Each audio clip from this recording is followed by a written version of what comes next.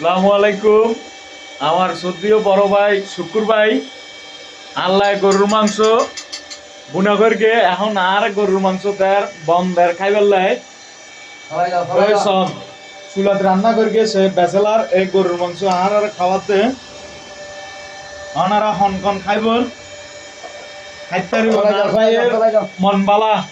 মানসিক খালা হইলো কি হবো মানসিকের মন অনেক বড় ওই মন বড় ভাই হ্যাঁ। এ বন দিয়ে আর গরুর মাংস খাইও এদিন না ভাই আর এই সকিয়ানোতে শীতের পিঠা খাওয়াইয়ে চলো আজ ইয়ে বন আর গরুর মাংস রান্নার যে গ্রাম বাইরে হইয়ে ভাই মাংস ইনের ন খাইলে হন্য পারিব গরুর মাংস দেখিলে আনে জিব্বা ফানি আইজার গই আর ভাইয়া আর বন দিয়ারে গরুর মাংস খাই ওই গরুর মাংস পাট করে দিয়ে মজা ইয়ে সেই সব আমরা খাইলে আবাসে খাইও না খাওয়াইও আর বাইরের মাংসের পাতিল খালি করে ফেলাইও মাঝিয়ে খাওয়াইম না